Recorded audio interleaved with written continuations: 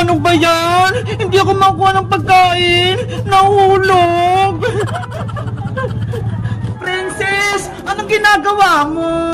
Bebang, sinusubukan kong gumamit ng chopstick, pero hindi ako marunong. Anong chopstick, Princess? Ito ho, yung pag-ipit ng pagkain, yung chopstick. Ano ka ba, Princess? Hindi chopstick tawag dyan, kundi chopstick. Ganun ba? Hindi ko alam eh.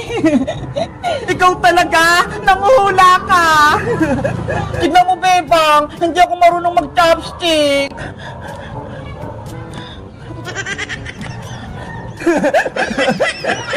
Bakit mo ko tinatawanan, Bebang? Eh kasi, hindi ka marunong maghawak ng chopstick eh. Eh ikaw, marunong ko bang gumamit nito? Siyempre naman, marunong ako. Weh, di nga, baka niloloko mo lang ako runong-runungan ka lang. Gusto mo? Turuan kita, Princess, kung paano gumamit ng chopstick? Sige, Bebang, gusto ko matutong mag-chopstick. Akin na yung chopstick mo. Ito. Ganito kasi yan, itong dalawang chopstick, dapat nakaipit dito sa kamay mo. Yung isa, nakaipit sa baba. Ito namang isa, dito sa may taas. Parang ganito, ho. Subukan mo na kumain, Bebang, para makita ko. Okay.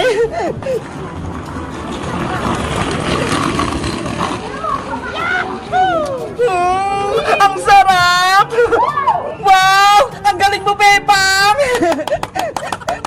Sabi ko sa'yo, Princess eh, marunong ako.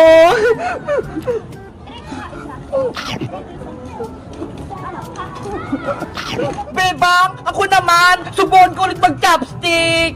Sige. Alam ko na kung paano mag-chopstick. Gagayay yung ginawa ni Bebang. Yung isa, nasa baba. Yung isa, nasa taas.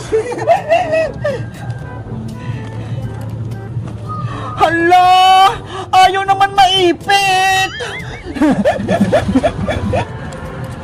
Bebang, ayaw magpakuha ng chichirya. Nahuhulog. Mag-concentrate ka kasi, Princess, para maipit mo. Ulit, concentrate.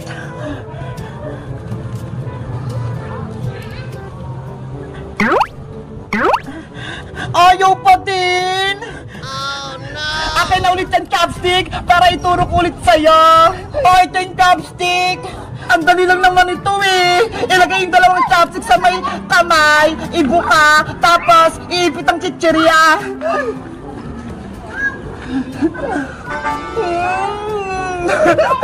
Bakit sa'yo? Ang dali lang, Bebang. Sa akin hindi ako marunong. Kailangan pong mag-practice, Princess, para sa susunod, magaling ka lang gumamit ng chopstick.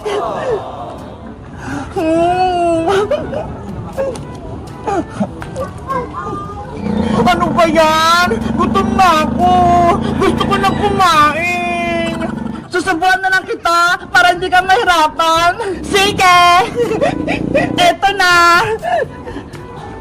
Bukas mo nga.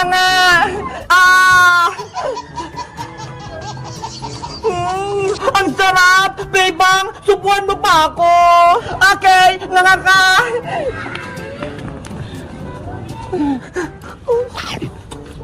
Ang sarap talaga!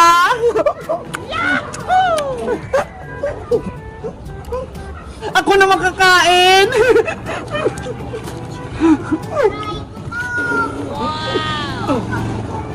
Bebang, ako pa ulit! Guys, si Princess hindi marunong gumamit ng chopstick. Ako, marunong na. Kayo ba? Marunong ba kayong gumamit dito? Mag-comment lang kayo at mag-subscribe. Bye-bye!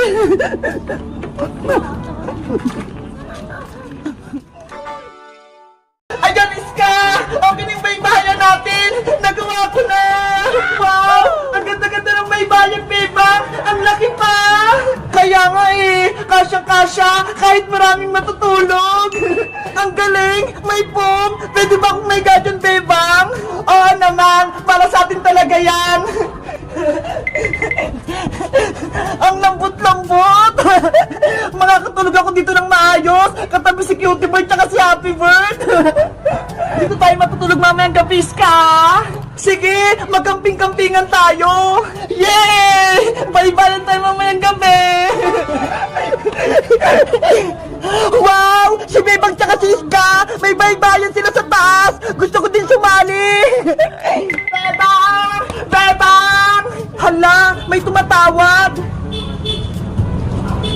Bebang! Iska! Yuhu! Princess! Ikaw pala! Nagbabaybayan kami dito sa taas nila, Bebang! Tignan mo ho! Ang laki-laki! Kaya nga nakita ko, pwede ba ako sumali sa inyo, Iska? Wait lang, ipapaalam ko kay Bebang. Anong sabi ni Princess Iska? Bebang, pinapatanong ni Princess kung pwede daw siyang sumali sa baybayan natin. Ay nako, sabihin mo hindi pwede. Hala, bakit naman Bebang? Di ba kaibigan natin si Princess? May kasalanan siya sa akin, kaya hindi ko siya bate. Ano na naman ginawa sa'yo ni Princess? Kasi kahapon, bumili ako ng pizza sa kanya, tapos drawing lang pala yung laman, kaya pinagalitan ako ni nanay. Si Princess talaga, pasaway na. Iska ano, pumapayag na ba si Bebang? Sabihin mo Iska, hindi pwedeng makipaglaro sa atin si Princess. Princess, sabi ni Bebang, bawal ka doon makipaglaro dito. Ano? Hindi siya pumapayag? Kasi may kasalanan ka daw sa kanya. Bebang, pumayag ka na. Gusto ko maglaro ng baybayan. Ayaw ko na makipaglaro sa'yo, Princess. Ang sama-sama ng ugali mo. Niloko mo pa ako kahapon. Sorry na, Bebang. Patawarin mo na ako. Nagsisisi na ako sa ginawa ko. Kahit anong gawin mo, hindi na kita patatawarin. Dahil sa'yo, pinalo ako ni nanay. Oh, Bebang, please. Kayo na lang kaibigan ko. Kaya payagan niyo na ako makipaglaro sa inyo. Basta, kahit anong gawin mo, hindi na kita bate. At saka, meron na kaming bagong kalaro, no? Ito ko pumunta kay Nanay Bebang. Inaaway mo ako. Eh di magsumbong ka. Ikaw naman may kasalanan eh. Nanay! Si Bebang! Oh no! Bebang, umiyak na si Princess. Kawawa naman siya. Dapat, pagsisiyan mo na ni Princess yung ginawa niya para patawarin ko siya, Iska. Sabi mo, may bago tayong kalaro. Sino siya? Ayaw nga, no? Muntigan ko nang makalimutan. Excited ka na ba, Iska? Kung sino siya? Oo, ipakilala mo na siya sa akin. Bilis! Ipinapakilala ko na sa'yo ang bago nating kalaro. Lumabas ka na! Hello, Ate Iska. Hello, Ate Bebang. Namiss niyo po ba ako? Mateo! Ikaw ba yan?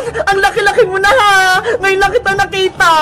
Ate Iska, tingnan mo po. Bungin na po para si Ate Princess. Ayaw nga no! Wala ka nang ngipin sa harap! Mateo! Halika na! Maglaro na tayong baybayan! Ang saya-saya natin! Nagpaparik na si Mateo! Labubo! Yay! Natawag mo si Monster na bubo! Wala na kaming kalaban! Labubo! Mga malilit na labubo! Ligtas na kayo! Pink labubo ko! Pero Bebang, may problema pa tayo! Si Princess naging bato pa! Oh no! Kawawa naman si Princess! Hindi pa siya makakilos! Okay pa kaya siya? Magic Lola! Tulungan niyo pa po kami! Ibalik niyo sa pagiging tao si Princess! Nako! Mahirap nang mabuhay si Princess Iska! Tumigas na yung puso niya! Kaya malabong mabuhay pa siya!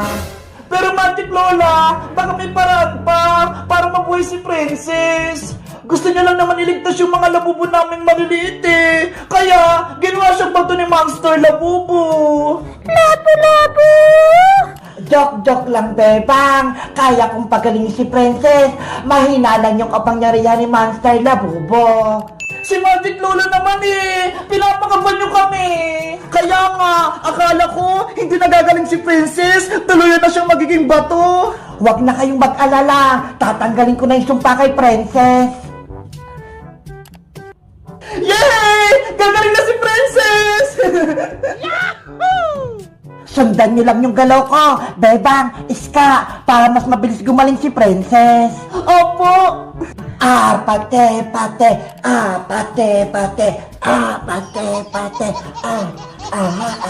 Hala, ayun yung sayo ng Bini Magic Lola eh. Huwag kang maingay, Bebang. Sundan mo lang yung galaw ko. Opo. Pate, pate. Pate, pate. Pate, pate. Pate, pate. Pate, pate. Pate, pate. Aha, aha. Aha, aha. Aha, aha. Habang may ginagawa sila, Bebang, tatakas na ako dito! Ayan, tapos na. Princess, bumalik ka na. Tinatanggal ko na yung sumpa sa'yo. Bilis! Tamaan mo! Ang galing naman ng laro na to! Ay, ilag! Si nanay! Tuwa maglaro! Parang bata! Ate Bebang, ala ko po ng Christmas tree niyo po, pero wala pong regalo. Ayaw nga no! Wala pang nakalagay! Hindi pa po dumating si Santa Claus para magbigay po ng regalo, Ate Bebang. Wala pa nga din siya Mateo eh! Inaantay ko rin si Santa Claus! Sa tingin mo po, Ate Bebang, totoo po ba si Santa Claus? Oo naman Mateo! Di ba? Siya nagbibigay ng regalo sa buong mundo! Bakit yung nakaraang Pasko, wala po ako natanggap na regalo? Siguro may sakit si Santa Claus kaya hindi siya nakadaan sa bahay niyo. Hindi na po ako naniniwala kay Santa Claus, Ate Bebang. Hindi naman po niya binibigay yung iba eh. Hay naku Mateo, totoo kaya si Santa Claus? Talaga po, Aling Sitang? Oo naman, kapag naniniwala ka sa kanya, bibigyan ka niya ng regalo ngayong Pasko. Hindi ko po, Aling Sitang, maniniwala na po ako kay Santa Claus. Ang bilis naman nagbago ng isip mo Mateo. Kanina, hindi ka naniniwala Siyempre po, Ate Bebang, gusto ko po makatanggap ng regalo po sa Pasko. Ako din, gustong gusto ko.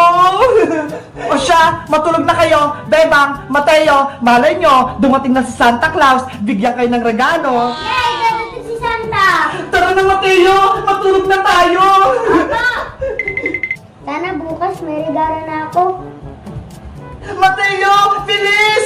Nandiyan na po ako, Ate Bebang! Ayun, nakapasok na si Bebang at si Mateo sa kwarto. Kunin ko na yung regalo nila.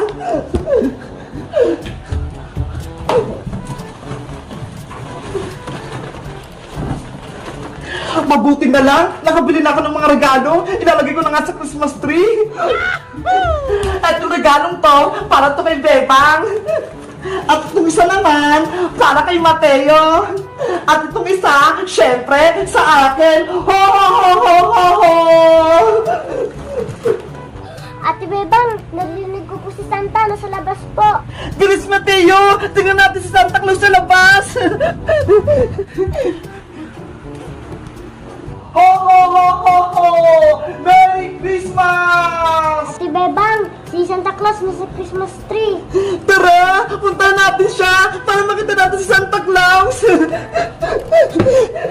Hello, Santa Claus! Ay, wala si Santa Claus, nakaalis na siya. Mateo, tignan mo, may regalo sa Christmas tree. Wow, ang galing! To Ate Bebang. To Aling Sitang. To Mateo. Ate Bebang, naligaro na po ako. Sabi ko sa'yo, Mateo eh, totoo si Santa Claus, binigyan niya tayo ng regalo. Mabuti na lang, hindi nila ako nakita. Thank you, Santa Claus, sa regalo. Bubuksan ko na lang to sa Pasko. Guys, binigyan ako ni Santa Claus ng regalo. Pati si Mateo, binigyan niya din. Sa tingin nyo, si Santa Claus kayo nagbigay ng regalo? Mag-comment lang kayo kung naniniwala kayo sa Santa Claus. Bye-bye!